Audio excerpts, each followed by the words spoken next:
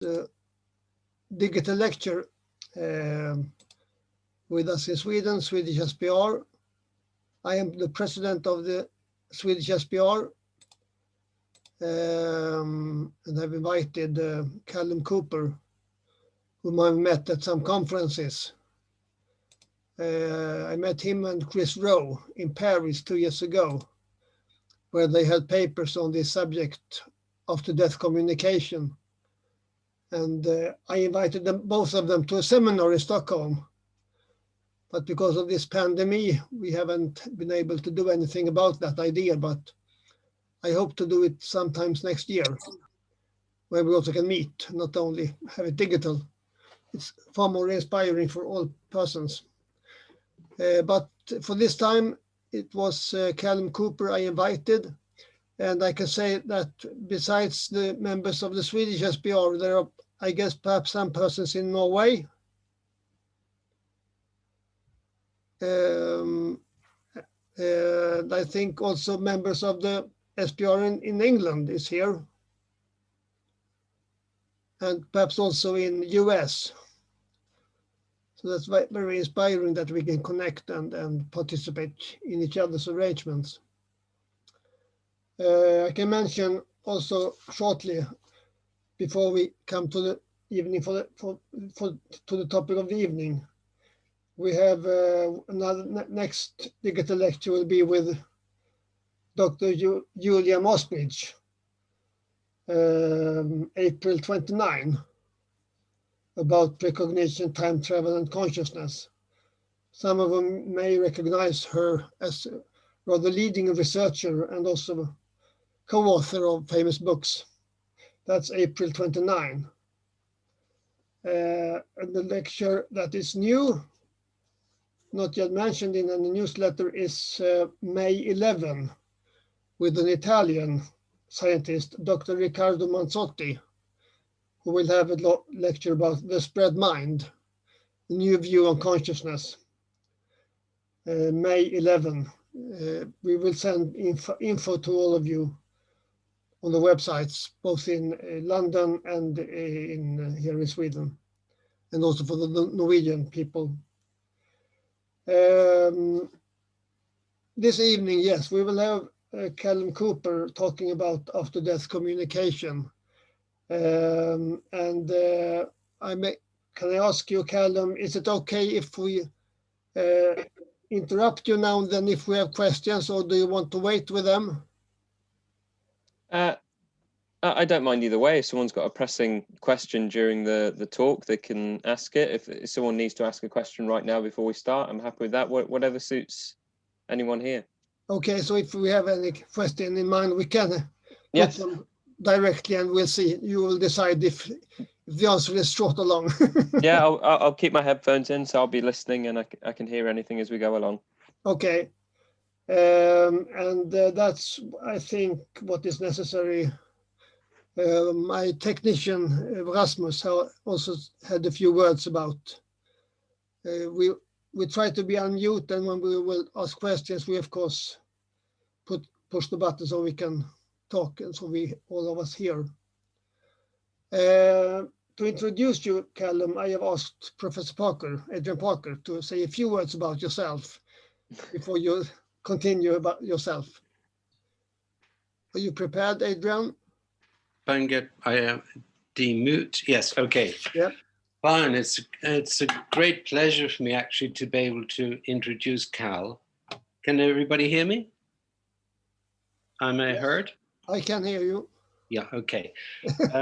Yeah, I've for many years wanted a closer cooperation between Scandinavia and England, between the SPRs, and this is, I think, the first real opportunity where we can work together.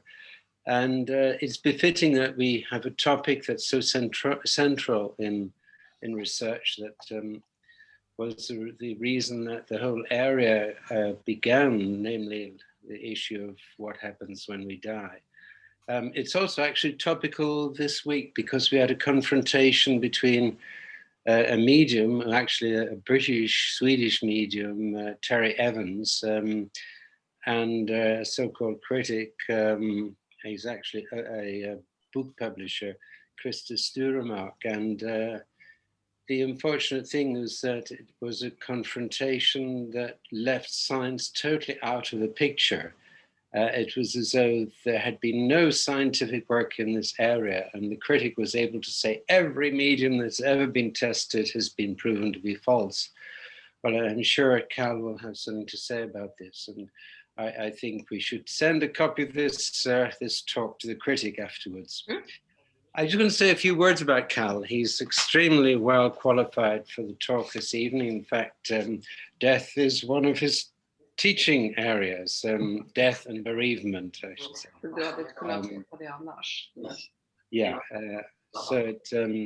and he also teaches positive psychology, and is a lecturer in the psychology department at Northampton. Northampton's one of the leading universities, perhaps now the leading university in the United Kingdom, doing research in this area of exceptional experiences and the paranormal. So really good to have him here this evening. He's published a long list of papers in scientific journals, mainly about this topic of after-death communications.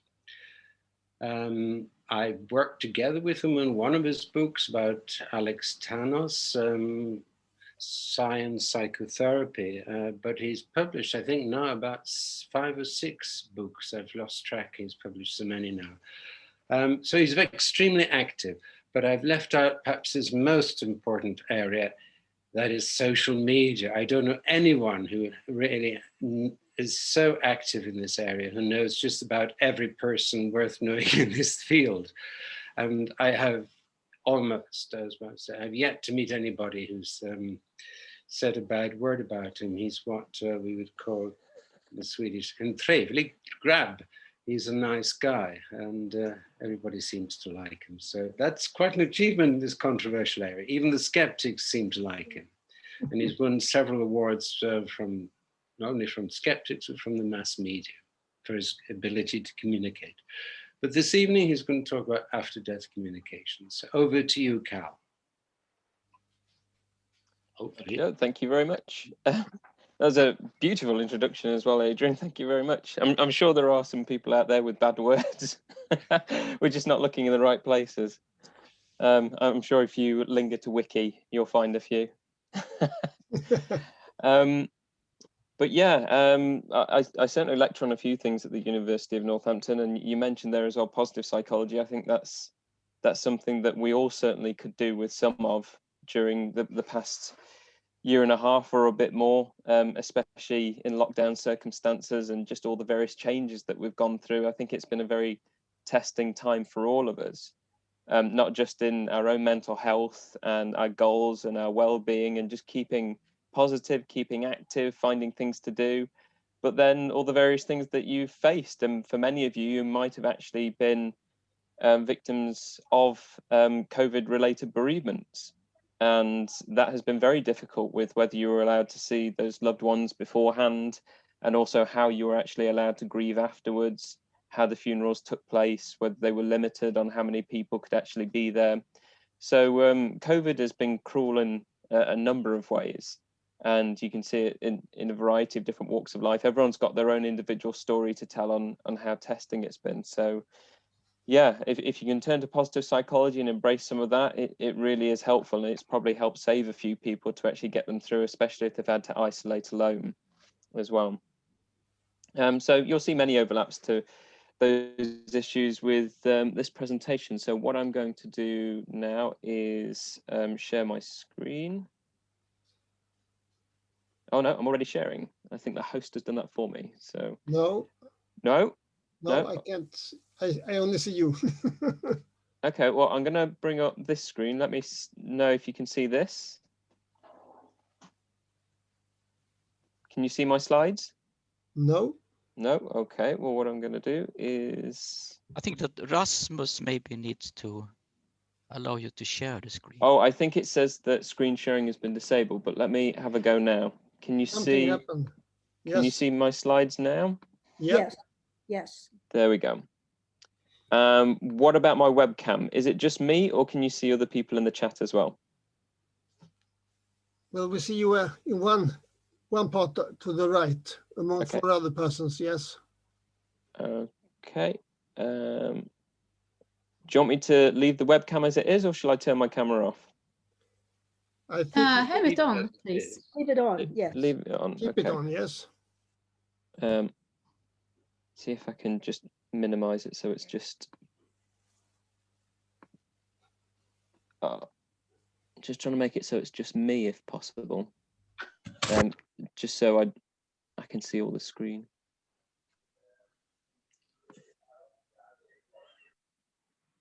No, that's not done it.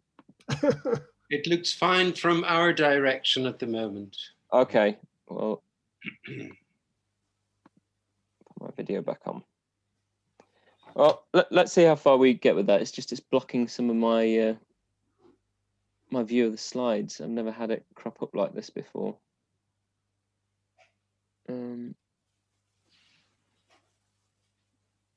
Oh, there we go. Hide video panel. Perfect.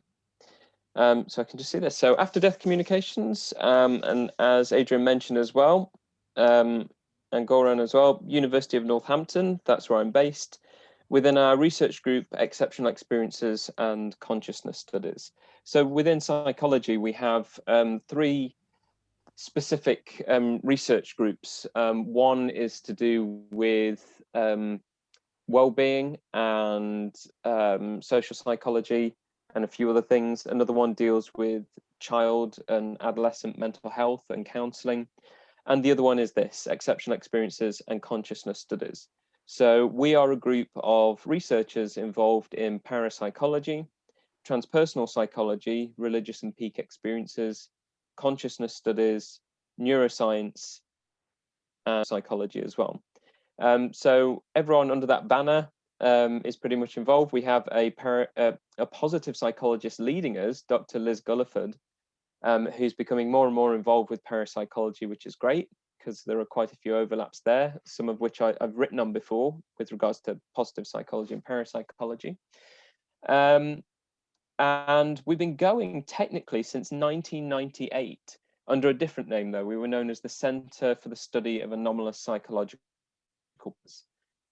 This began with Professor Deborah Delanoy, Dr. Simon Sherwood, and at the time, Dr. Chris Rowe, now Professor Chris Rowe, all of whom were graduates of the University of Edinburgh, much like Adrian as well, come from the Coestler unit. And from Deborah, she was supervised by John Beloff, and Simon and Chris were supervised by Bob Morris. And they decided to form this research unit, and with that they also developed a 3rd-year module within psychology, which became parapsychology and anomalous experiences, which I now coordinate. So anyone taking psychology or joint honours degrees, they can take on this 3rd-year module. And because we have so much interest in parapsychology as well, students can do dissertations based on parapsychology related topics. So we have a lot of freedom for people to do what they want. Research-wise, we've had all kinds of ideas and projects come through, and we're certainly very open to people doing research degrees as well. So Masters of Philosophy, Doctors of Philosophy, and we also offer Doctor of Professional Practice. So that could have overlaps to counselling, nursing, social care, and things like that, which anyone could do a parapsychology related topic. Just trying to advance the slides. There we go. So here is the University of Northampton as it is now. We were based at an entirely different campus. We were at Park Campus, which was more north of Northampton in the town.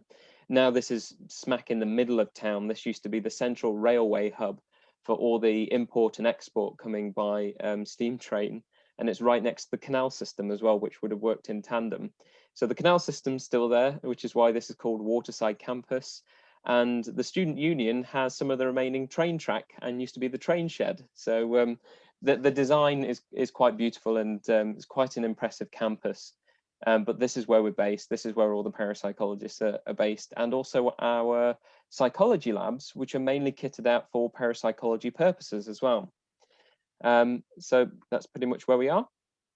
A bit of my background: I started at the University of Northampton as an undergraduate in psychology. I started doing joint honours with criminology, and quite quickly lost interest in criminology and what I thought I was going to get out of it, really. I think I personally wanted to see more impact from the research and didn't feel I was getting that from seeing how do we learn about crime and therefore put a stop to some of it. And I just didn't see enough kind of putting a stop to it happening, or at least I wasn't reading the right things. So I thought, just put your full focus into psychology, and I did. And I was there for the main purpose that I knew that the University of Northampton did parapsychology, and at the time had people like Professor Deborah Delanoy, Dr. Richard Broughton, Dr. Simon Sherwood, Dr. Chris Rowe, and a few others there, a really healthy research team, even people like Professor Harold Volak, Dr. Andreas Sommer, and a number of other people. It was a very, very strong team at the time with a number of these German exchange students that were in, and also Dr. Siobhan Lynch as well. And I was remaining as active as I could. I was reading all kinds of different material, going to the library and embracing what books that they had there for parapsychology and the journals. And it was halfway through my undergraduate degree, I'd reached out to the Parapsychology Foundation for their Eileen J. Garrett Scholarship, because I'd been doing a lot of work on haunting investigations and the Gansfeld. I was a research assistant on a project with Chris Rowe on the Gansfeld, and they gave me the Eileen J. Garrett Scholarship. And the university were really impressed with this, and they wanted to make it university news. And it got picked up by main BBC News and a lot of international outlets. And suddenly I was doing a lot of BBC radio and other radio channels. So as Adrian mentioned, since then, I'd always been interested in engaging with the media. My background before then was performing arts, and I was interested in getting into stage performance and things like that. But I thought psychology would be my fallback career, really. And I had an interest already in why do people have anomalous experiences? What exactly is going on when people say that they've had a telepathic experience, they've seen a ghost, or they've met someone who claims they can speak to the dead? So the Parapsychology Foundation were also really helpful in giving me that massive boost. I completed my degree. I did my dissertation on staring detection, so the sense of being stared at when you're in a public place and you get that uncomfortable urge and you turn around and discover someone staring in your direction. So I'd looked at all the lab studies by Rupert Sheldrake, and I did a field study, which 10 years later, I've just written a review of the existing field studies in that area. Did a master's degree in research methods in social science, and didn't really enjoy that. I wanted to become better at statistics, and I just didn't really get much enjoyment out of that. But as you can see here, right in the middle with my hat on and the purple tie, I went back to the University of Northampton and completed my PhD, essentially in thanatology, so death studies. I was looking at bereavement and recovery, but looking at these after-death communications or post-death encounters, we might call them. There's a number of different phrases that we might use to explain them, but I wanted to look at how do they actually benefit the bereavement process if people are going to have them compared to people that don't. So I'll tell you a little bit more about that project. And to the right there, with me receiving another doctorate, that was my second doctorate, where I gained one from Manchester Metropolitan University, purely for my output in parapsychology over a 10-year period. Regarding field investigations, and also specifically looking at telephone-based anomalies as well. But within that thesis, I'd also discussed various theories for survival of death as well, and where science really stands with that now. So here I am at the Parapsychology Foundation. That bust there on the left is the head of Eileen Garrett, the famous medium. Adrian again mentioned mediums being tested and found to be debunked by the speaker that you'd had on, which I think is quite a wild claim. I could probably pull out a list of mediums that have been tested over time that have never been debunked, and no one has ever really figured out how they were gaining the information that they were gaining or doing what they were doing. They've just remained a mystery. And I think Eileen Garrett is certainly one of those. She founded the Parapsychology Foundation in 1951 and was very much open to being tested. In fact, she was a frequent subject of her foundation's research, even through to psychedelic-based research as well, so testing mediumship versus LSD and seeing what kind of information comes out. I'm there on the right with her granddaughter, Lizette Coley, who carries on the foundation now as the director, and we were out there in 2015 as a group of us from the University of Northampton to do some archival based research. We were looking into certain papers in various journals on survival, and there was a number of things, other things that we wanted to track down. It's very handy to have everything all under one roof. It's a fantastic building, and something that I just hope more people can lend support to by offering their help, donations and other things, just to keep this foundation going. I'm hoping before long they come up with something like revamping it and having a patron or friends of the Parapsychology Foundation system going, just to keep this library going, and to keep scholars able to go there and visit and do research and keep all these books in their place. And now, so I'm back at the University of Northampton. Didn't really leave, I just had that short interim, but I'm involved in a number of projects. We're working with flotation tanks, looking at altered states of consciousness. I've got a number of PhD students that are looking at things such as diet and psi performance, a couple looking at near-death experiences, some on mediumship as well, and some new PhD students coming in looking at spiritualist artwork, and also communication on evidence, data for parapsychological phenomena, and how this is communicated on the internet, from forums to Wikipedia. What's the psychology behind people that are so dead against the data and don't seem to wish to address it? So what is the psychology behind the dogmatic skeptic, or even the absolute cynic? Why is it that it seems to really hurt and disrupt their worldview so much that they will go into full attack mode and keyboard warrior and trolling to some extent to actually try and suppress this kind of data? When really the way in which it's collected and what it presents is no better than what the rest of psychology is really presenting, if not better in many cases, by the methods that it provides and the kinds of statistics that it produces as well, and the critical thinking that goes into parapsychology studies. It's really well refined material in a really structured and strong area of science, as many people would argue. There's certainly many people that would argue against it, but typically they're not involved and they're not aware of the literature either. But I had this interest in after-death communications for a long time, I suppose because of my interest in hauntings and apparitions.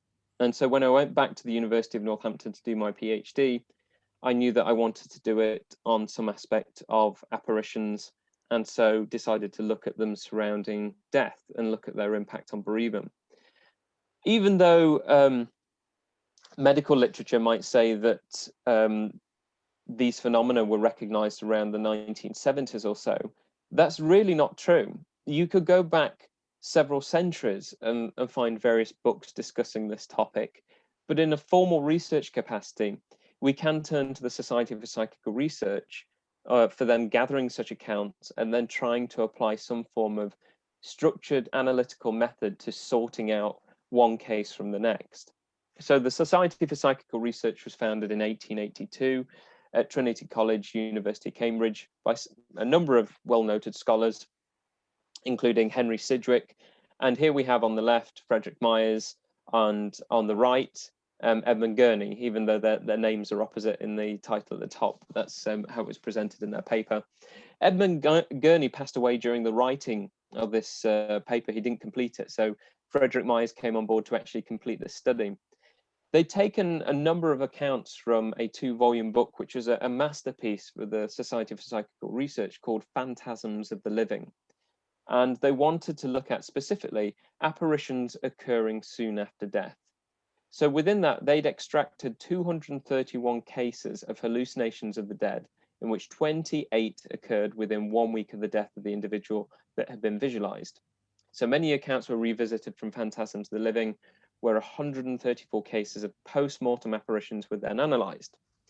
And in that 104 cases, it wasn't known whether the recipient's cases preceded or followed the experience of death. And that's because many of these cases that were sent to them in their initial formation of the society were often via postal correspondence, handwritten letters, and because these weren't instances of surveys being handed out or interviews, they didn't really get the chance to ask additional questions about the circumstances. Often all they had was the letter and that was it. So naturally there would be missing information they'd like to know more about.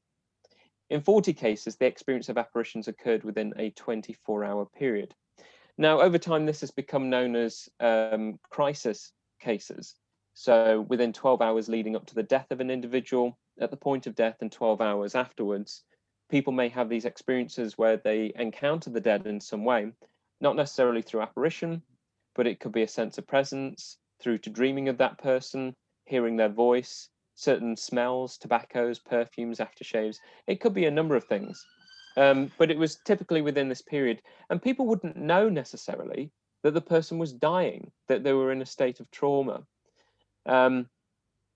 We can note these in many famous circumstances, though, as well. I've just been reading up on, again, the Titanic and its sinking, and how many premonitions people had around that time. And there certainly are a few cases of crisis apparitions within that, where relatives on the night of it sinking either had dreams of their relative drowning, or pain, or they were losing their life, and not necessarily knowing that they'd taken this trip, or believing that anything was wrong at all. So in a variety of circumstances, people could have these experiences. We are at the moment just doing a follow-up paper, which I'll come to at the end of this talk, where we are actually questioning whether this 24-hour period is really valid to be classed as a crisis apparition, because we have so many cases that surround maybe an hour or two outside of that. So where do we actually draw the line? So they did this basic pencil sketch diagram of what they meant by these experiences. So in the week leading up to someone's death, even potentially with people on their experience, friends, family, nurses, physicians might report a variety of phenomena, unusual things, again, voices, apparitions, sense of presence, leading up to the person passing away, which is very interesting on their deathbed as well. They might report having visitations from deceased friends and loved ones.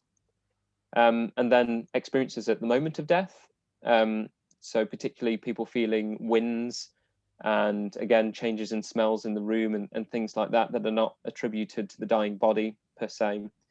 And with that, many hospices and care homes have kept a tradition of having the windows open in the room, as though if consciousness, the soul, personality is leaving the body, that it can leave the room and then leave through the window as well and go out into the world and disperse.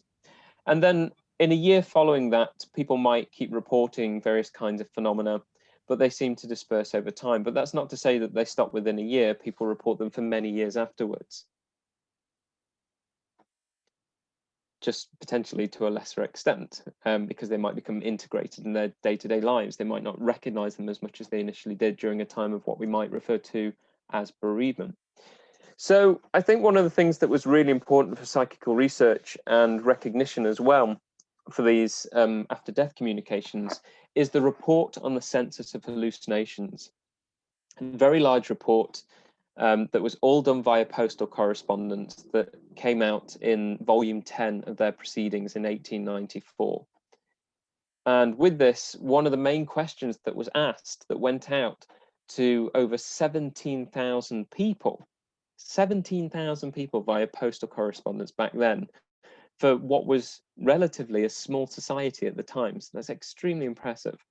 Have you ever had a vivid impression of seeing or being touched, or of hearing voices, which impression, so far as you could discover, was not due to any external cause? And so from the analysis of over 17,000 return questionnaires, 10% reported types of hallucination which could not be considered a post-death encounter.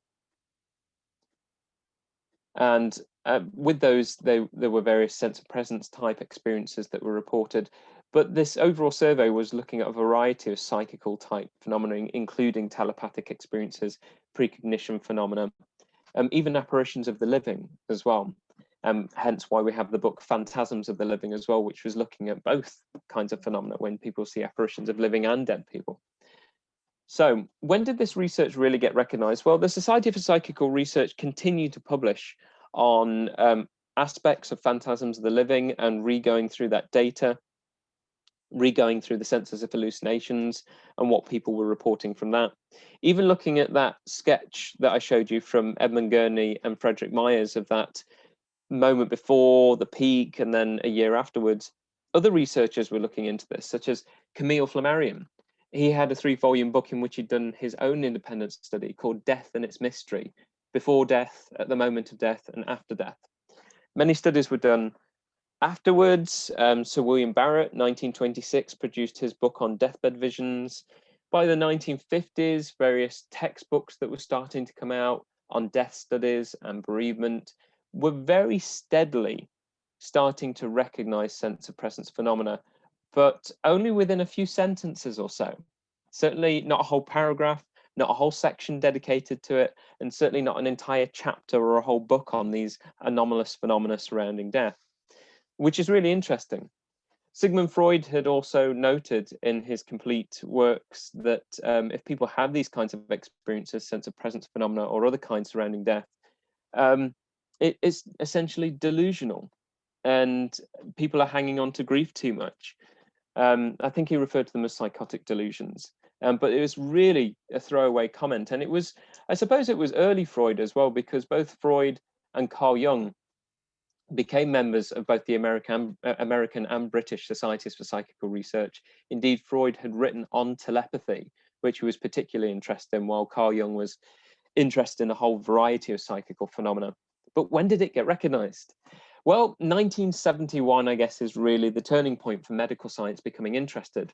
William Dewi Rees, most often known as Dewi, which is the Welsh equivalent for David, he'd done a study. He'd done studies throughout the 1960s. He'd become qualified as a medical general practitioner.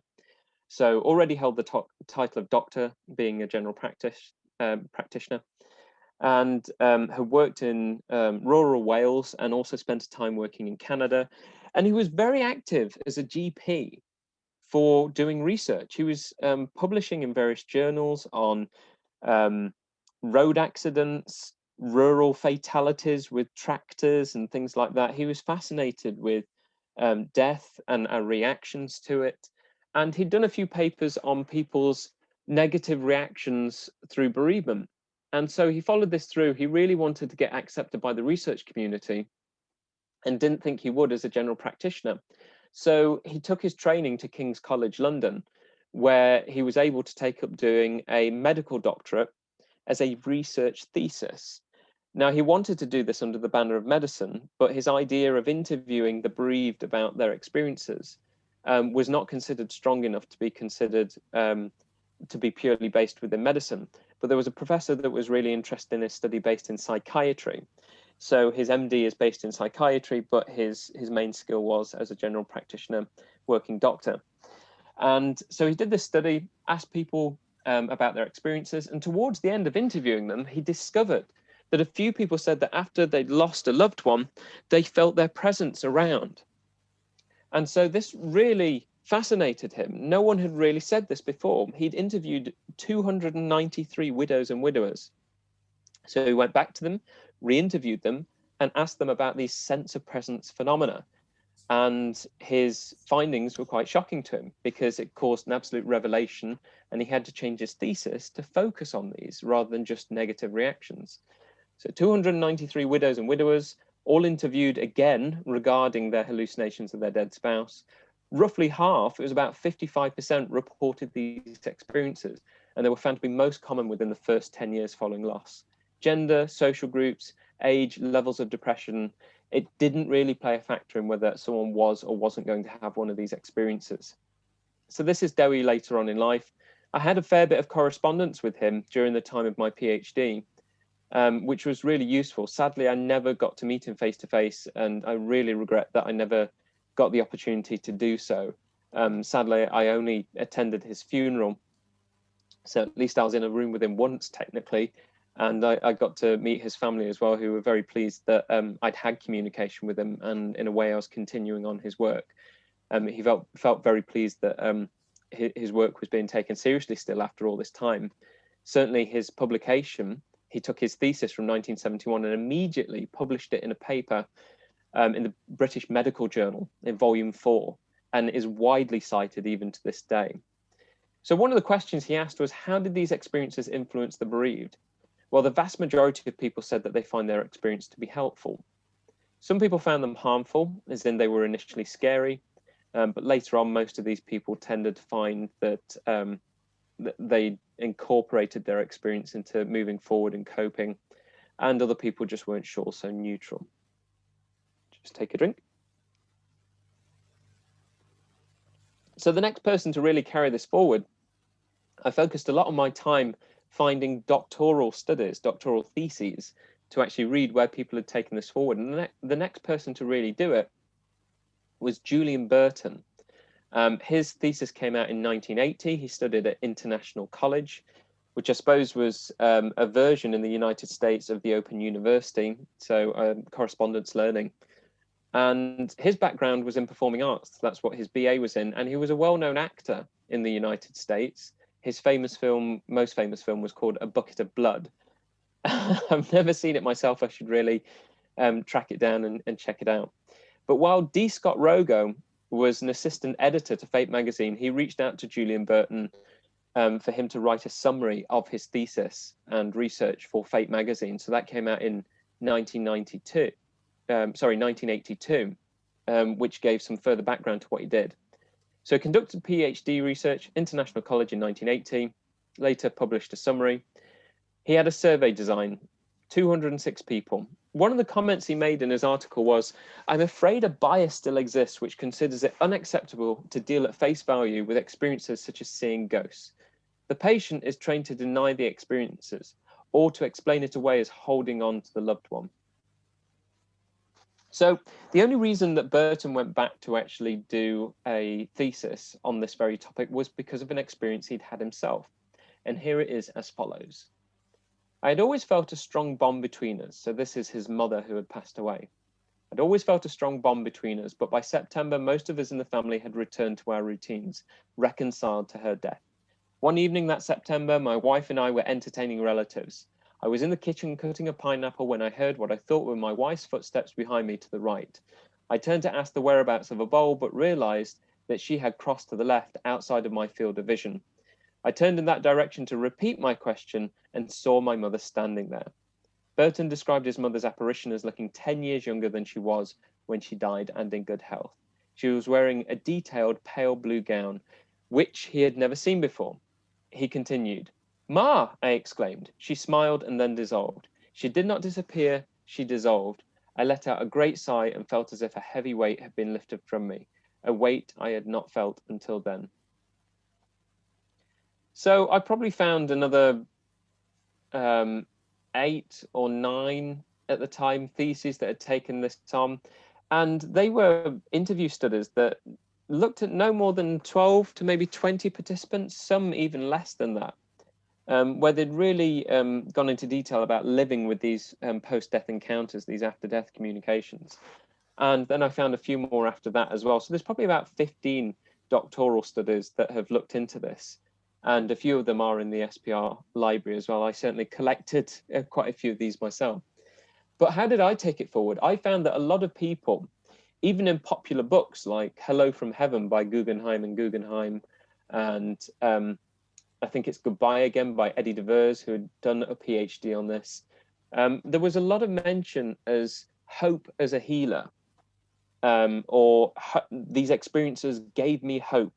And even turning to Elizabeth Kubler-Ross on her first book from 1969 on death and dying, she has a whole chapter dedicated to hope.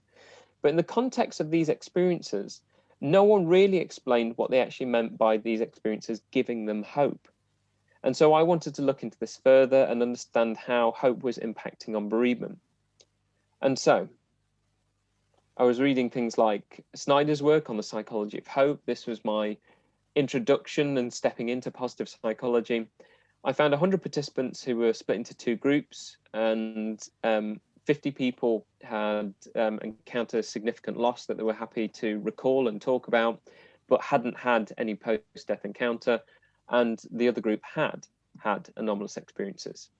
Each were asked to fill out a questionnaire battery, which looked at afterlife belief, paranormal belief, religiosity, death anxiety, and also a hope scale, the Noetny Hope Scale, which looks at levels of hope in people, goal attainment at a time of disaster. So we reworded the introduction to talk about loss and also the anomalous experiences as well. And so this says experimental group at the bottom. It should really say experiential group. I still haven't changed that in this slide. But that one on the left there, the experiential group, they are the ones that had anomalous experiences following loss. The control group are those that didn't. So the blue represents their levels of hope before they lost anyone. This is them just recalling when filling out this questionnaire how they felt before they lost that person, where they would place their levels of hope. So already people that hadn't lost someone but later had an anomalous experience, they were considered generally on the whole, those 50 people, higher hopers, higher in ability to create goals and work towards things, positive thinking, than the other group. Now, both of them did suffer a drop in hope following anomalous experience and also just following loss, represented by the green.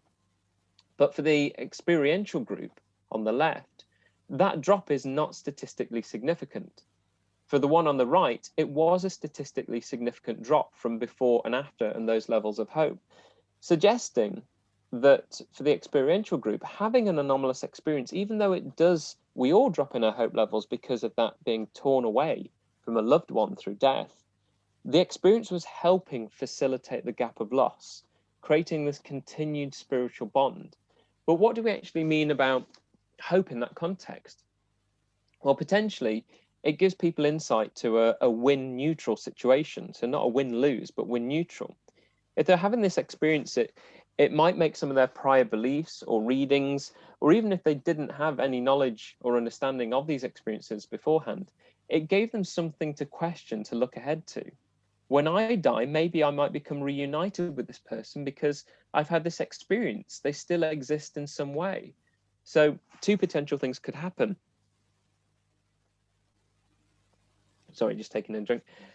Two potential things could happen. I'll either die and become reunited with them, or I will die and there's nothing, and therefore I won't know about it. It's just a complete non-existence. So it's a win-neutral situation.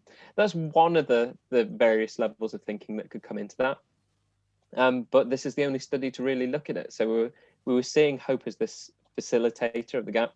We later took this through to a thematic analysis of people's written accounts to learn more about the experience. And we also did an interpretive phenomenological analysis of 9 in-depth interviews of some of these participants to understand more about their experiences and what they truly felt about hope. So we got a lot more of this essence and this win-neutral scenario out of that. So, were you expecting something to happen follow loss? Some of our feedback for this was very similar to what Derry Rees was getting. So were you expecting something to happen follow loss? Only 3 people said yes, 35 people said no, and 12 said they were unsure. And much like Derry Rees, did you find the exceptional experience to be helpful? Unsure.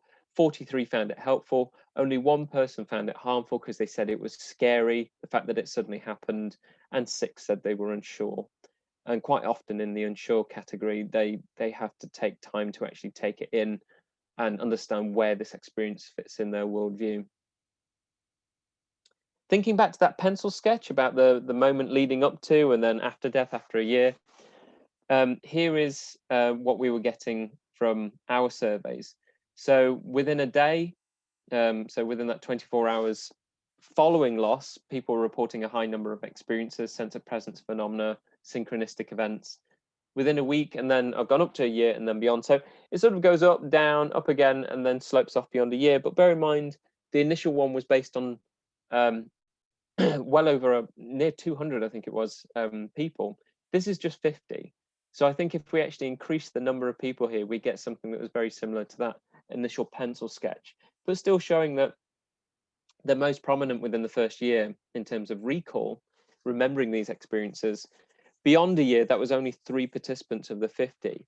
So beyond a year, that was someone that recalled their experience happening within 2 years, 1 within 30 years, and another within 32 years. So those ones that were 30 and 32 years, they were just going about their daily business and spontaneously something happened. So by then, we'd safely say that person is well beyond the point of grieving and bereavement, and they truly have had a spontaneous experience in that instance. So where were you when the experience occurred? And so frequency of that as well, most people were at home. And so if we're looking for conventional explanations, which we're not really trying to here, we're looking at the impact, but The home is full of the smells of that person, clothes potentially that person wore, their items, their artifacts, their chairs, their books, their items on a shelf, pictures of them, you name it. Kitchen while washing pots, driving and running an errand, out walking, at the cemetery, engaged with a laptop or with a TV.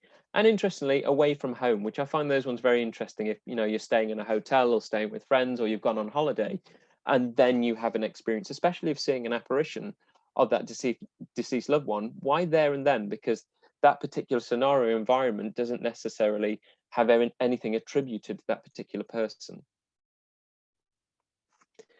So types of encounter and their frequency, well, the most popular one, this is as adding up how many times people reported various things. So some participants, I think it was exactly 25 participants reported multiple phenomena following loss, and the other 25 reported just one instance, but we added them all up regardless.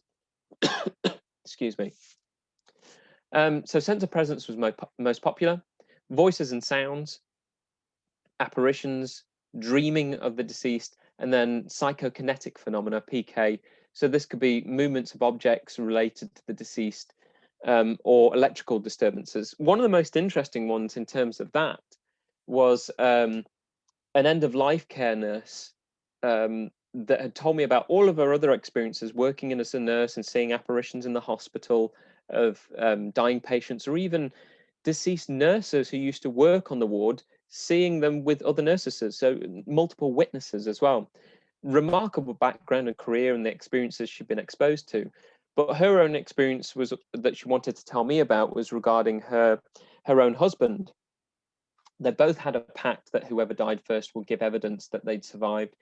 And she was at his deathbed, and the moment he died, she had instant electrical faults with her mobile phone, sense of presence phenomena. And 2 weeks later, when they had the funeral and the wake afterwards, where people would meet for food and drinks, her brother-in-law had attended with his girlfriend and was sat at a big round table that had a tablecloth on it.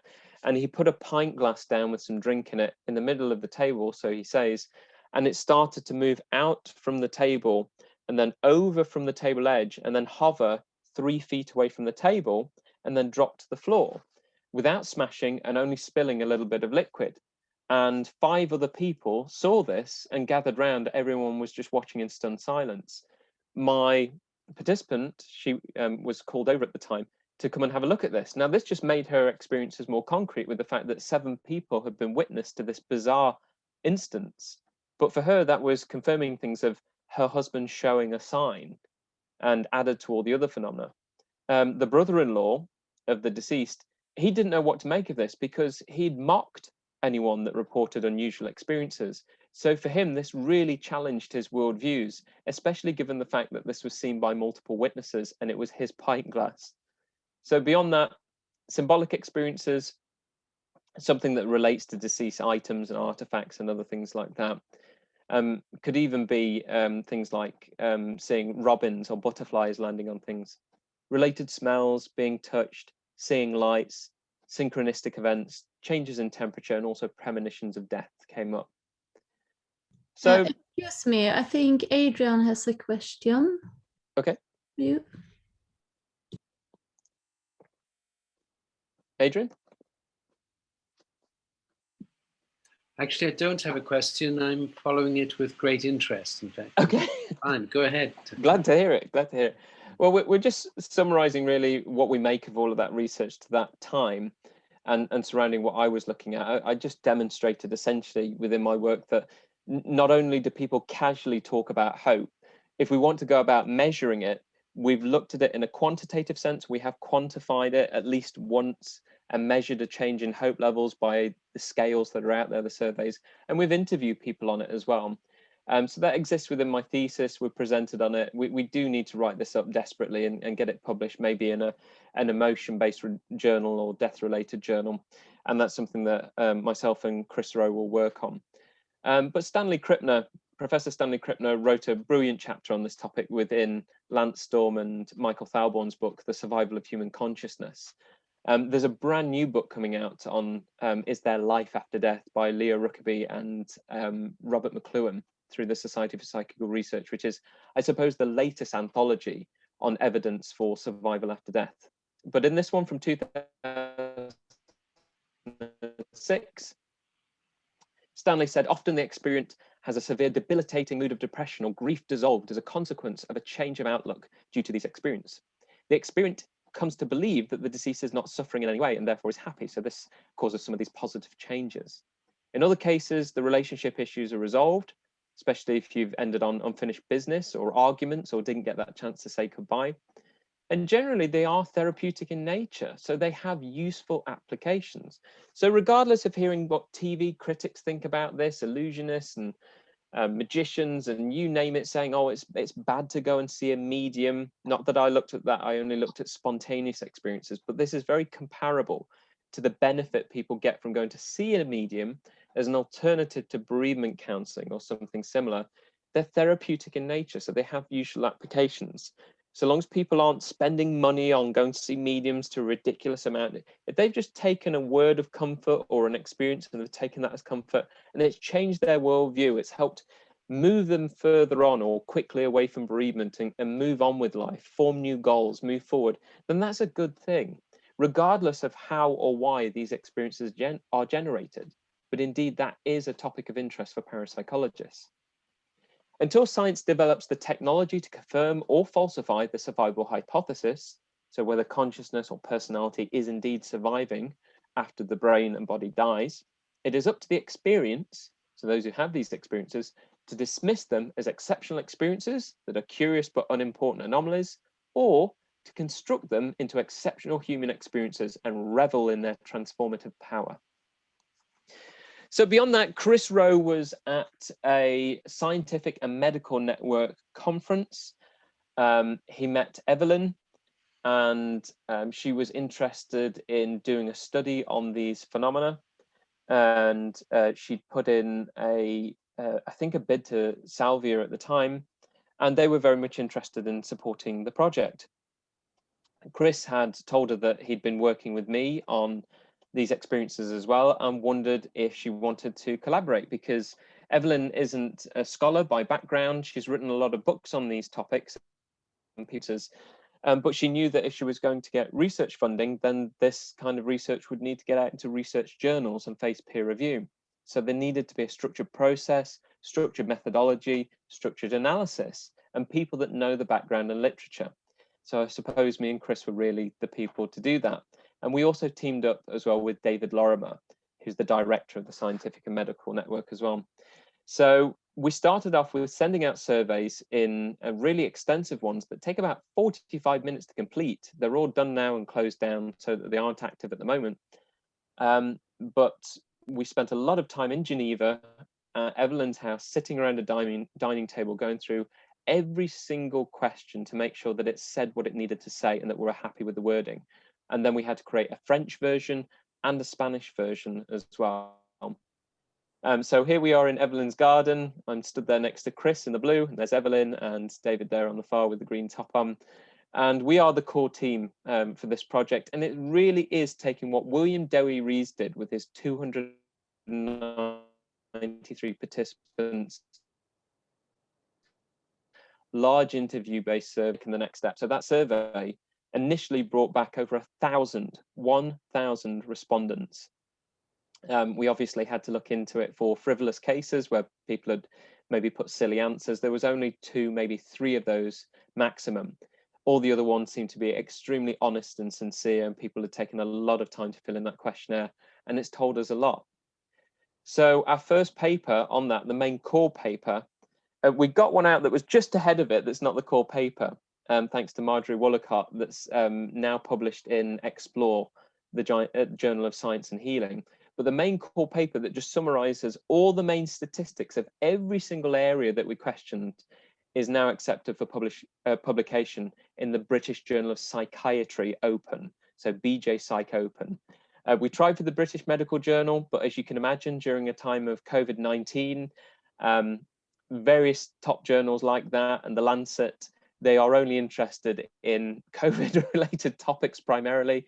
So we didn't really stand much of a chance with bereavement and people having anomalous experiences even though that's where the first paper was. And we wanted to pay homage to that and have it a big update, go back in the same one.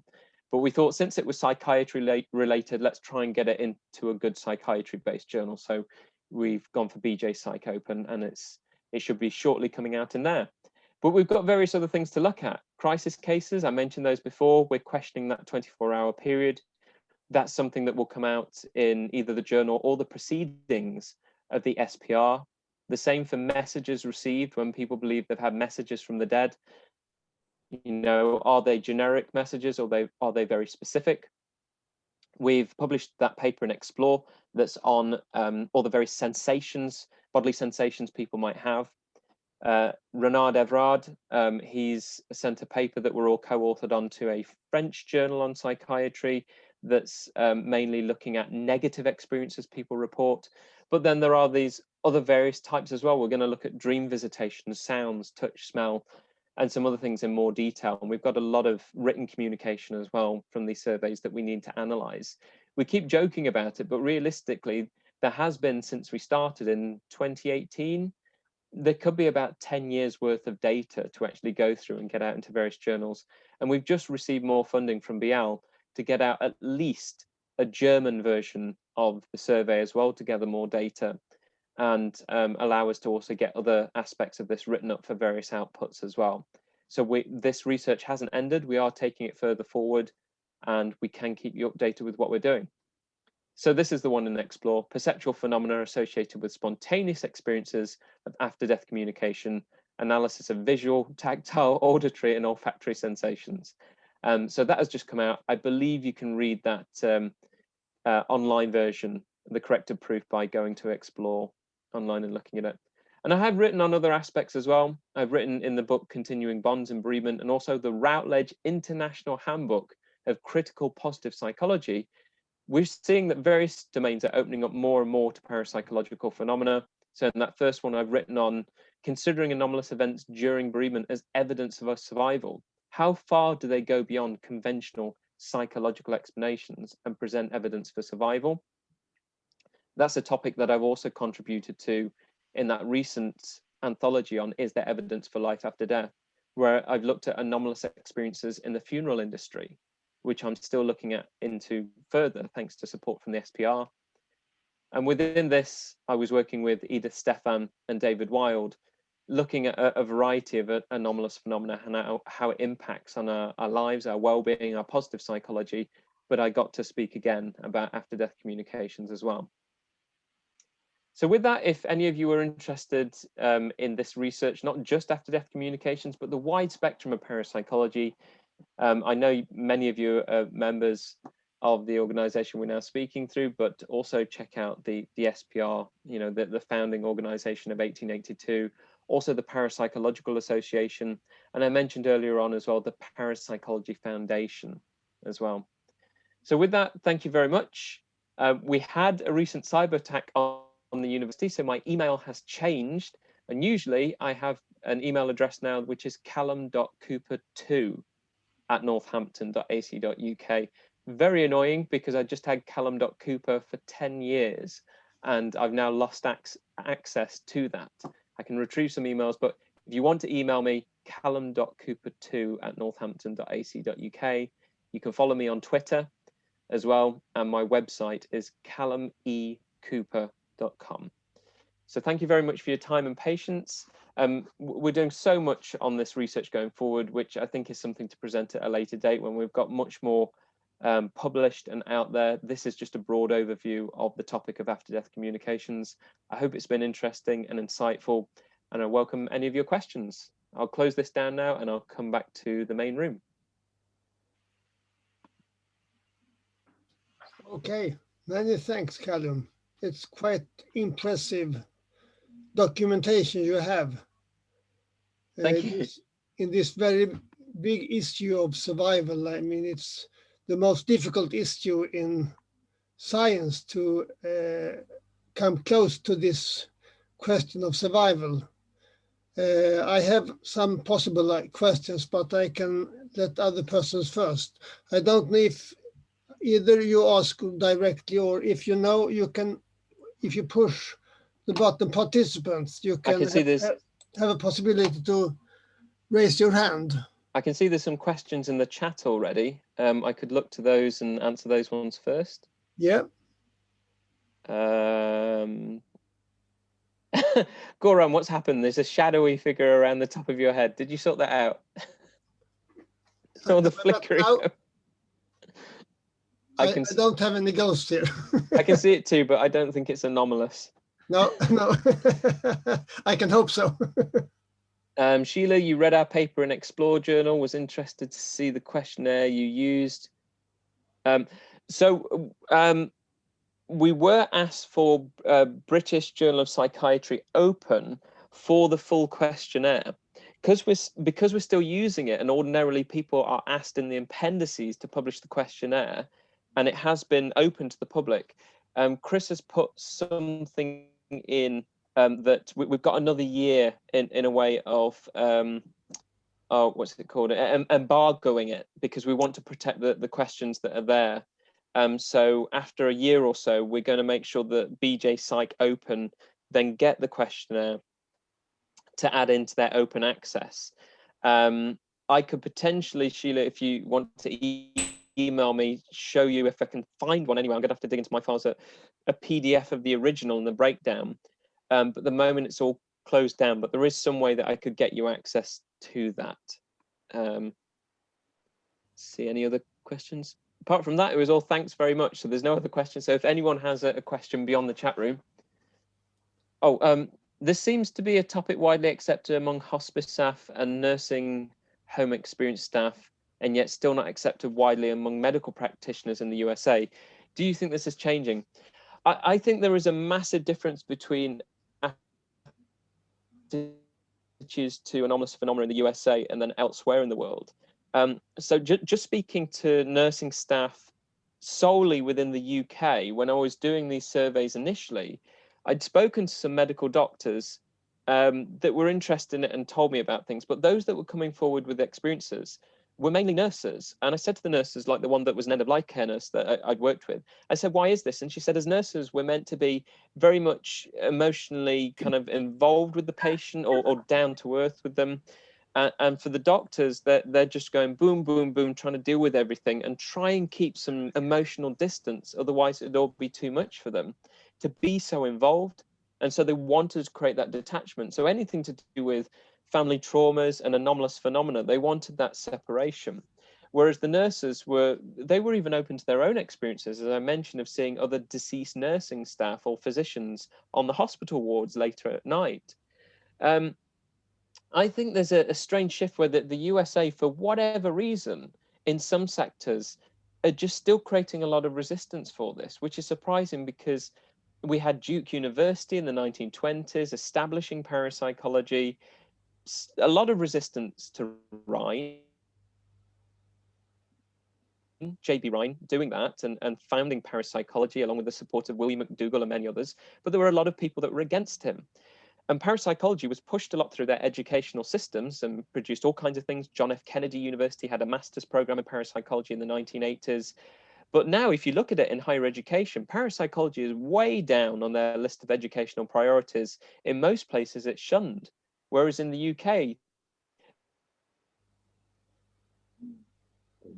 there's a near 24 universities. People won't mock you. They will have a very sensible conversation if you show interest. I found that times are changing rapidly within this last 10 years towards parapsychology.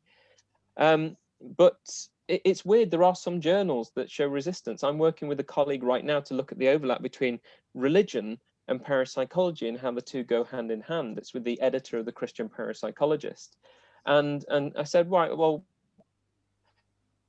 if we want to talk about the Church's Fellowship for Psychical and Spiritual Studies, let's do a summary of its history, and I'll go to some of the main journals. And I went to some of the main journals on Journal of Religion and Spirituality and things like that. Perfect overlaps for parapsychology and religion, and they were all US-based journals.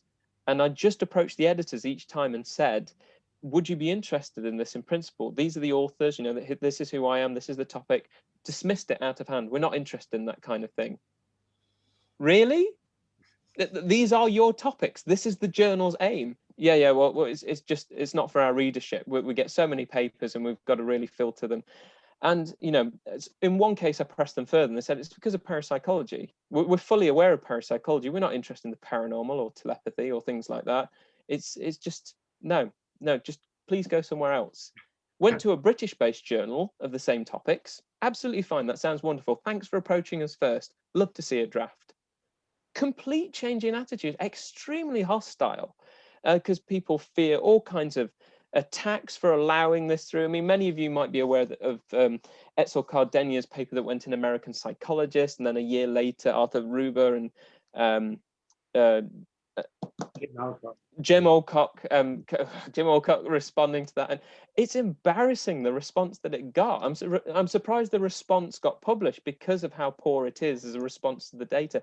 But these arguments are going on all the time, whether it's a medical setting or academic journals. Ultimately, we're all just human, and we respond to this kind of data or these experiences in various ways, depending on our religious upbringing, our background, our raising from our own parents, our schooling, our religions, and all kinds of things. But it is strange that regardless of the amount of data, there's a lot of resistance. Even some very well-established scientists will turn their back and stamp their feet like a 3-year-old having a tantrum when they say, there is no data, show me some data. And you say, here's the data. And they say, I don't want to see any data. I don't need to see it. It's very, very strange, but we get it in all sectors, not just healthcare. But I think it's changing. It's changing. There's just some areas are catching up more than others. Then some will take time, and it's not going to change everyone's view, but I think we're going in the right direction. Yeah. I think Sarah is on the line. If you... Yes, thank you, Cal. I think it was very interesting. Thank you. And I don't really have a question, but I want to tell you before anything happens with the internet or something, that my research, it's very similar to yours research. And I see that maybe we should keep contact. And I just want to say that. Please do. Please. I'd love that. Thank you. Drop me a line, get in touch, and we'll stay in Yes, touch, and we'll keep each other posted. Yes.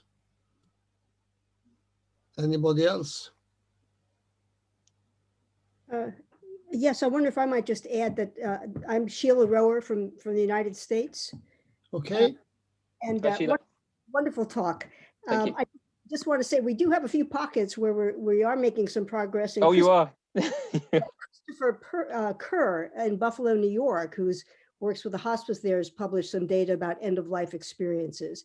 And he's gotten tremendous pushback, but I just want to add that my experience is that hospice nurses, mostly know this. So there's that gap between the experiential and the academic and the professional medical that we're still trying to bridge.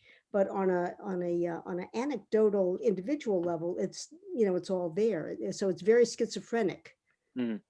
It's strange how much it changes. I mean, Marjorie Wollicott, who's based in the United States, is a neuroscientist. She pushed that paper that I showed in Explore, and that was fine. That was fine and fully accepted. I've got good communication with Dr. Elizabeth McAdams, who started the International Foundation for Survival Research and also the Life After Life Club as well, which gives regular talks in this area. And she brought out a pamphlet in the late 1980s or early 1990s. The purpose of it was just to give it to various hospices, to say, look, here's the evidence for survival from the viewpoint of parapsychology, to be included with all the multicultural, multi-religious pamphlets that you get for anyone that's in a situation of end-of-life care, or the multi-faith chaplaincy that you might have within a hospital.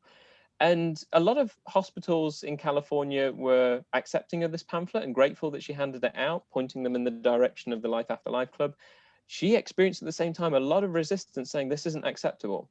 And yet it was very acceptable for them to have a whole stack of other pamphlets talking about various other religious views on the afterlife, but not what science is doing and the data for or in the direction of survival. That was considered highly controversial, and how dare you? No. It's very strange. But again, we're just dealing with people at the end of the day. It doesn't mean to say that the next person working in that hospital would necessarily have the same reaction. Who's the individual that you're dealing with? Who's the journal editor that you're dealing with? and various other things. This is the kind of resistance that we have to go through. It doesn't mean to say that various sectors of science have a problem with parapsychological phenomena. People have problem with parapsychological phenomena, and they have a problem for various reasons. When people ask me, and, you know, if someone said, you know, where do you stand on evidence for survival or evidence for telepathy? I honestly don't care. If someone came out with some good global explanation for telepathy not being legitimate and it's just a grand illusion, great, show me. And the same for survival. I've got no vested interest one way or the other. As a skeptic, I want to see the data, and I'll travel in the direction of it, and I'll work there, and I'll put in good methods, and I'll work with colleagues, and we'll discuss this. And that's the direction I'm going. The direction that I'm going in seems to be strongly in favor of it, from what I can see. And the arguments that I've seen against seem very poor or embarrassing in many cases. Yeah, we're just, again, I stress, we're dealing with people, and we see certain sectors that just don't seem to be catching up, but it depends on who's at the helm.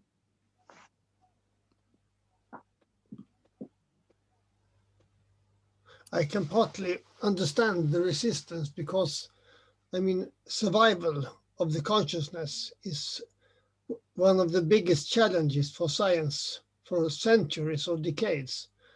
The other phenomena in psi research are a little more simple, but indicating that the consciousness exists separately from the brain and even can survive death, and that communication is possible. I mean, 3 very big steps, so I can partly understand the resistance. There are ideas in our brains, in our consciousness, that this is far from possible. It's so far away, so I can partly understand it. But I mean, it's very important to collect these experiences that people have, that you have done. What experiences do people have about apparitions and various kinds of stimuli from deceased persons as they understand it? And just to document them, these experiences do exist. Yes. And you can never deny that. Then if you find them of non-interest, that's another thing. But I mean, some people get a little thrilled. What is this kind of experience? What do they say? I always say that on radio. I mean, sometimes, especially around Halloween, seems to be my popular time for the media. And in some very dull radio interviews, I get the typical question of, so Dr. Cooper, do you believe in ghosts, yes or no? And I just think it's, you know, would you turn to Brian Cox and say, do you believe in black holes, yes or no? Do you turn to Richard Dawkins and say, do you believe in evolution, yes or no? It's a very strange question to ask of a person dealing with those topics. The question they should be asking is, do people experience ghosts, yes or no? Absolutely 100%, of course they do experience ghosts. There's no denying that people have reported what we define and label as ghosts or apparitional experiences. Whether they are what they seem to be, and there are various kinds, not just one, is another matter. But have people reported ghosts? Yes, they have. Many have, throughout the centuries and through to ancient times. And so because this is a widely reported human phenomenon, we need to understand it further. But because the controversies around it, the taboos, and them considered mystical or special experiences, and also their clashes with religion, there's just been so much resistance over time to get any good grounding in getting enough people to research it, getting enough people to agree to fund it, to look into it. So some people say, oh, when it's 150 years, it's done nothing. Well, parapsychology technically hasn't had a good 150 years compared to other sciences. If you look at places like physics and chemistry, 150 years in physics and chemistry and the amount of person power and funding they get is not the same as 150 years in parapsychology with person power and funding. In comparison, we've been going no more than 2 or 3 months. And what we've done within that time, I think, is quite pat on the back worthy. We've understood more about altered states of consciousness. We've improved methodology across the board. Those methods have translated through into wider areas of psychology. And we've become the best at critical thinking through how best to run experiments, and many other things besides as well. So again, you know, whenever people throw those typical things at us, or saying if people were psychic, they'd win the lottery every day, which is a really stupid comeback, considering, you know, how we run experiments or how people report psychic experiences. We're doing the best we can, and I think we've done really well with what resources we've had. And it's through just sheer grit, determination, passion, dedication that we've got as far as we have done. Okay, Said. it's waving. Really well said. I think. Oh, thank you. I'm just grabbing something.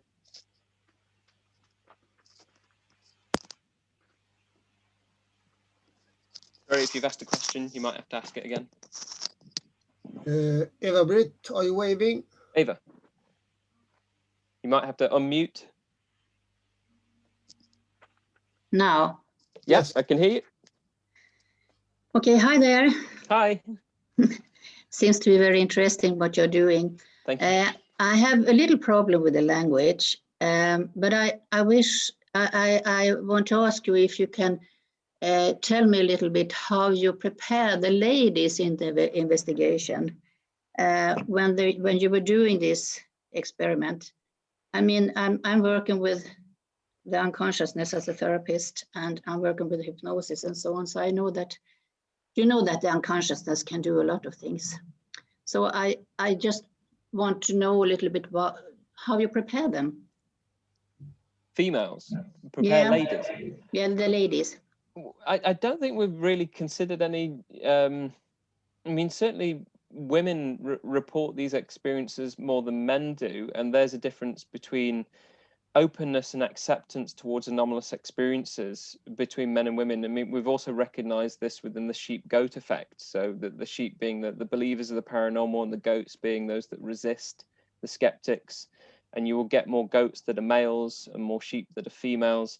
But regards after death communication, we certainly have a significant number more in terms of females and less of males, but nothing in terms of preparation. We just do the questionnaires, we set them out there, and then just ask anyone on social networks or even face to face, would they be willing to come forward and answer these questions and take part?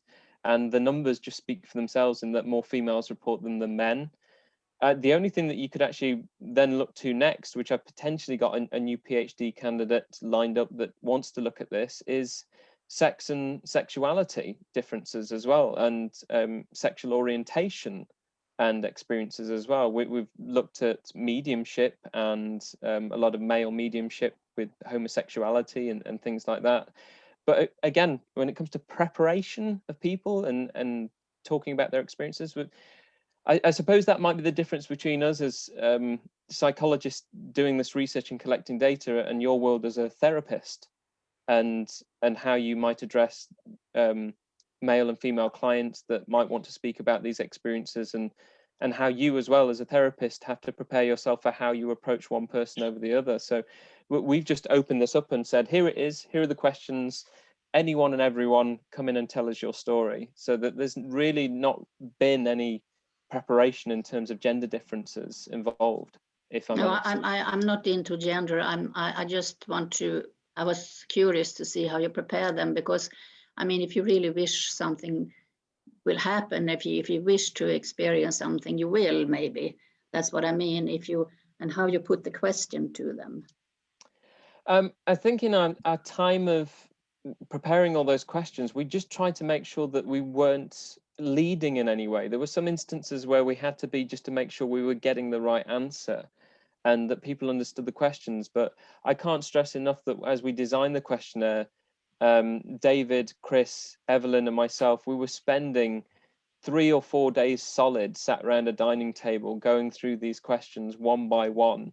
And making sure that they were doing what they should do, and even sometimes spending a considerable amount of time on one question alone, talking about the wording and making sure, if this goes out to a worldwide audience that speaks English or Spanish or French, is it being neutral enough and making sure that people answer honestly and openly, or is it making it very clear what we're wanting them to understand or relate to within their own experience? So we just tried to make sure we weren't leading, and we were respectful of anyone and everyone that could potentially take part in this questionnaire, because we had the usual openers talking about various genders, ethnicities, religions and things like that. So again, we weren't playing to any particular person or group, and our preparation was just simply to make sure that we were very clear, direct where we needed to be, and accessible to everyone. Okay, thank you. You're welcome. Thank you. Okay. Well, if Anybody? anybody else has a question, I think I would like to come with one. Yes. Well, as you know, there's been a revival in looking at consciousness as being primary rather than as being a side effect of the brain. Or as somebody once put it, it's not that the mind is in the body; it's that the body is in the mind. That's everything ultimately derives from our mental conceptions of the world, and so consciousness, on this way of looking at it, is something primary. How do you think that might affect the way of regarding these afterlife communications? Do you think that new orientation might be a new way of looking at it? I know that's a very difficult question, but No, I mean, I like that question. I certainly think that these experiences play so strongly to post-materialist science, which I'm certainly a supporter of.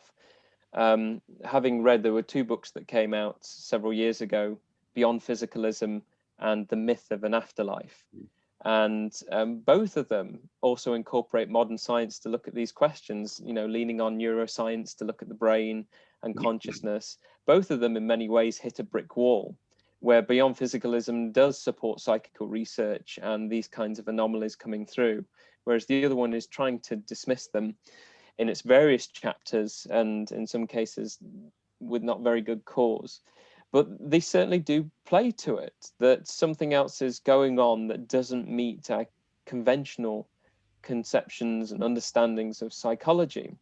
Some of these present veridical information. Going back to some of the historical cases of the SPR, one instance, a salesman, a traveling salesman, was staying in a hotel and he's smoking a cigar, writing an account of his sales that day, and the ink is wet from the pen that is dipping in the ink pot, and he's looking out the window and is smoking the cigars, watching the smoke come out and watching the sea, and he's very much awake. And he can see the ink is wet. It's not dried yet. He can see his cigar is smoking, and he feels a sense of presence. So he looks behind him. Sat not more than 3 or 4 feet behind him is his sister on the edge of the bed in this hotel. And he says, I know I'm awake. I can see the cigar. I can see the ink is wet. I could reach out and touch her. I can see every blemish on her skin. I can see the sweat droplets on her brow. But I can see someone scratched her cheek as well. I feel like I can reach out and touch her, but then she just disappears. So surprised by his experience, he goes home and tells his family.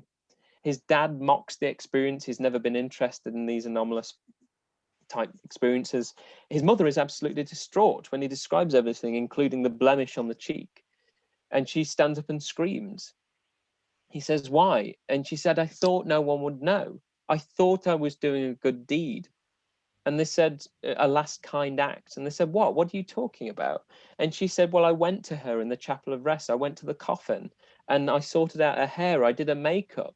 And by accident, as I was doing the makeup, I scratched her cheek and I covered it with powder and makeup. I thought no one would know.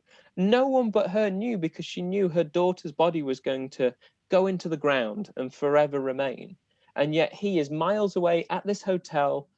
His sister has died, turns around, sees the apparition, specifically with a scar on the cheek. Now, is that evidence of survival? Not necessarily. His mother knew, and he is the son of the mother.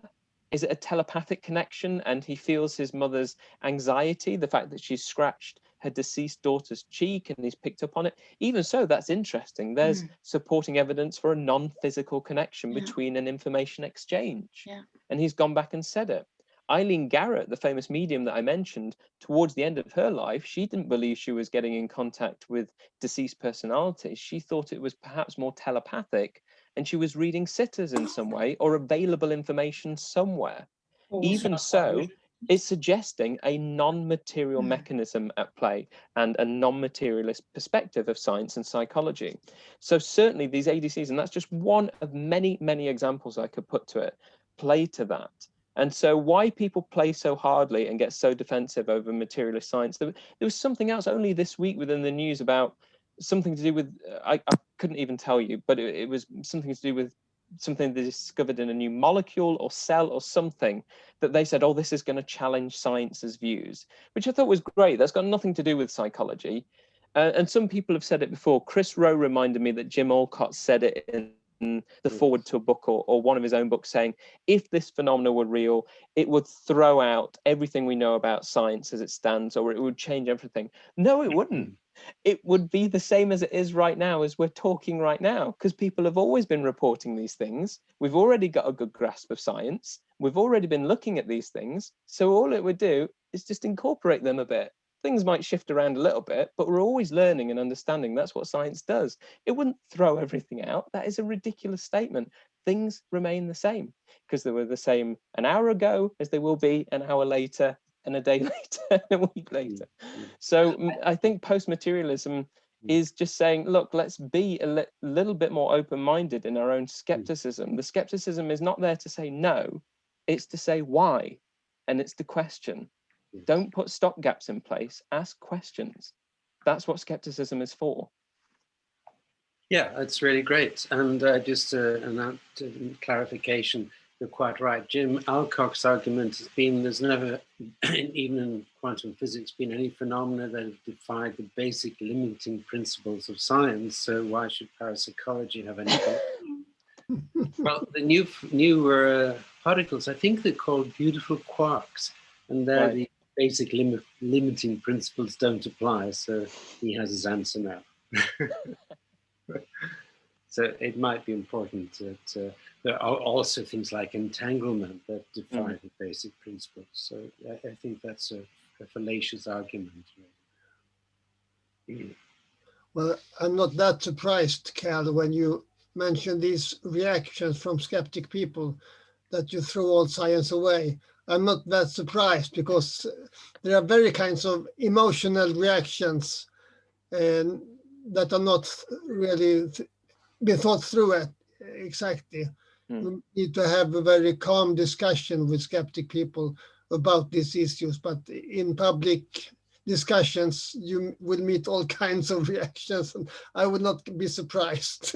Most things would be wrong, as is the critic arguments against this research. Most comments from Alcock and Ribbett were wrong in their paper. I read that.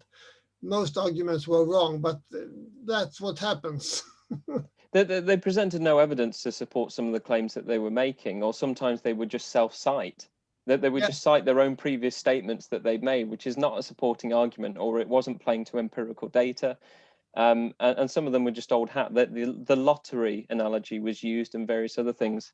In the latest Advances in Parapsychological Research, number 10, Brian Williams has a chapter that looks at the two papers, the empirical evidence for parapsychology to date and their response, and critically analyzes both. And I think it's a very good chapter that shows that actually, you know, Chris Rowe is right, as well as Chuck Honiton. There is a lot of withering skepticism going on.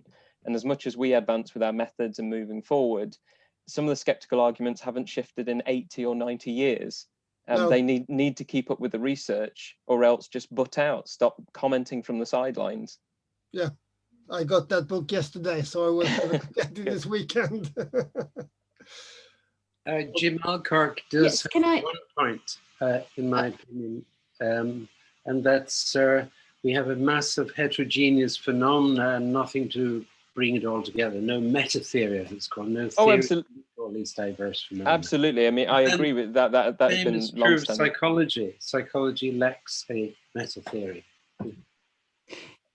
Can I say something about the skepticism in Sweden? Actually, we don't have it, as we have discussed in our meetings. We don't have it that much anymore here, because in Sweden, people are adopting a spiritistic belief. You know, we are the most non-religious country in the world. And here, Spiritism have been very developed. So the Spiritist movement isn't that big here anymore. It has been a huge problem before, but not now, actually.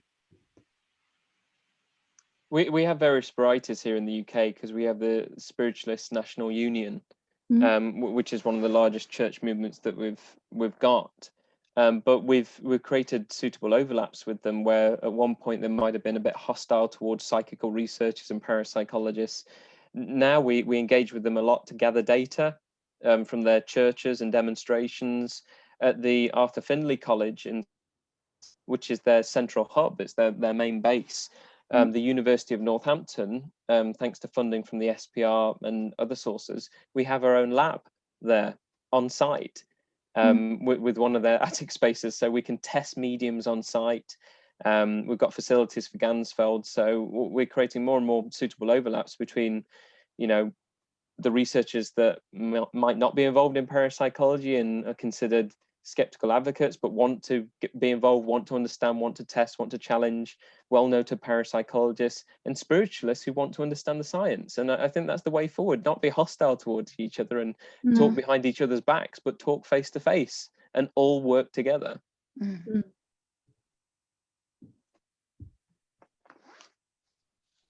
And with that, if anyone is interested in the controversies on this, I wrote the foreword for Psy Wars by Craig Weiler in the 2nd edition. It talks about everything from the Wikipedia problem to the James Randi Prize, and also TED Talks that were banned simply because they were talking about remote viewing, telepathy, and many other things that people were just hostile towards, the actual committees that were governing the TED Talks. So it's interesting as a journalist looking at Craig Weiler's perspective on all of this and how parapsychology is treated.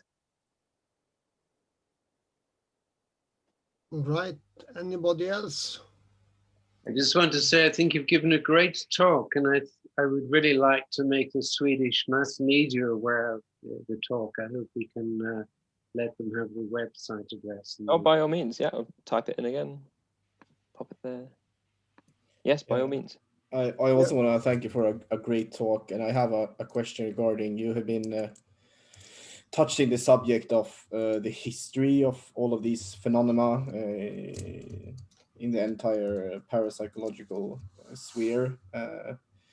And I myself am a student of religious studies and religious psychology, and I focus very much on Western esotericism and occultism and such things.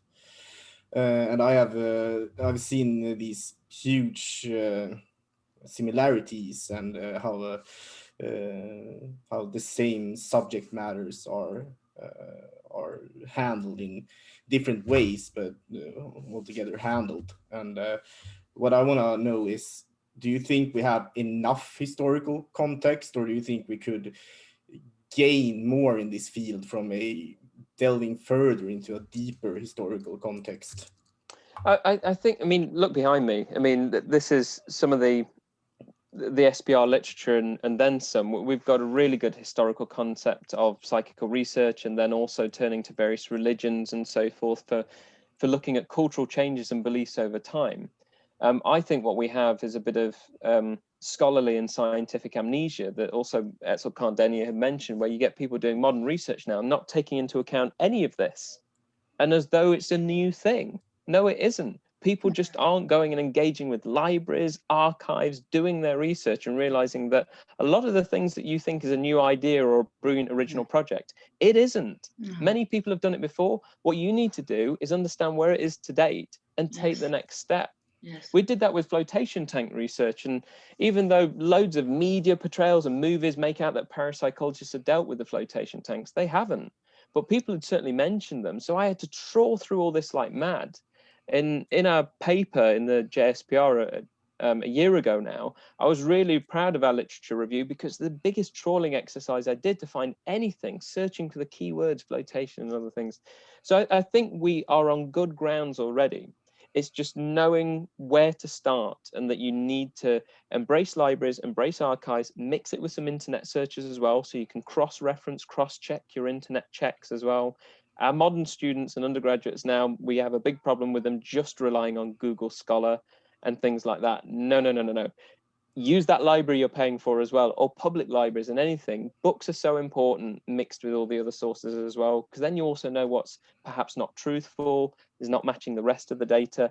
And if you've become a good scholar of your own topic, you've gone through those searches and sources, you know what questions to ask, you know what debates need to be had, and you know what research needs to be done next. So you're not backstepping, you're not going over old ground and things like that. I hope that answers your question. Yeah, it does, totally. I will take heed to your advice. Thank you very Thank much. I've got time for just one more question. I saw Jan, Yeah. you had your hand up. If I've got your name right, apologies if I haven't. Jan, yes. Jan. My name is Jan Fjällander. Thank you for a very interesting talk. I have a very fundamental question in this respect. Many, or perhaps even most, of the experiences that you have described could be explained, perhaps, as subconscious projections in form of some kind of hallucinations. So my question is, how could one sort out those cases where this is less likely to be the explanation, or perhaps even impossible? How would you, what type of questions should you ask to find out about these qualities in the experiences that sort of exclude more or less the subconscious projection? Brilliant question. And the founders of the SPR, they were quite adamant in many ways, not all of them, but quite a few, that many of the apparitions that people might report and similar phenomena were a subconscious projection that's being passed on to potentially other witnesses there present. How can you then consider that within the topic of after-death communications and separate those that suggest psi, or even indeed personality, consciousness surviving beyond death?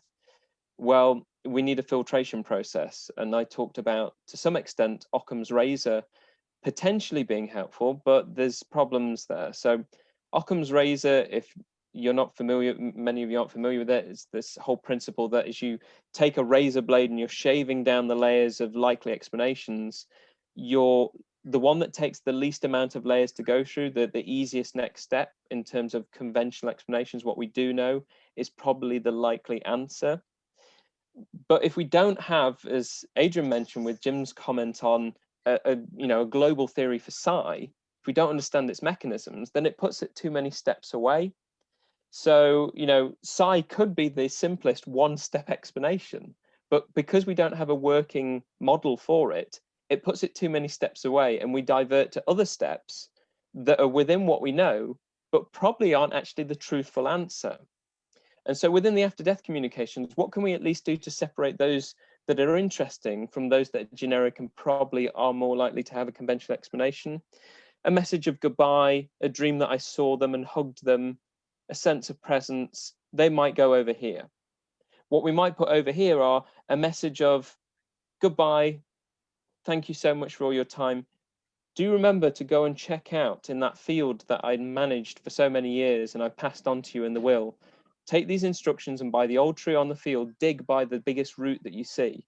And if you dig down 3 foot, you will find a box. And in that box is a message. If you found that and you followed up that information and it is documented nowhere else, and you found a box and whatever, veridical information or any other message they might bring. A group of people had that experience and some of them aren't involved in the bereavement. Why did the other witnesses bear witness to it as well? And the crisis case, you're not aware someone is dying, and yet you have that experience as well.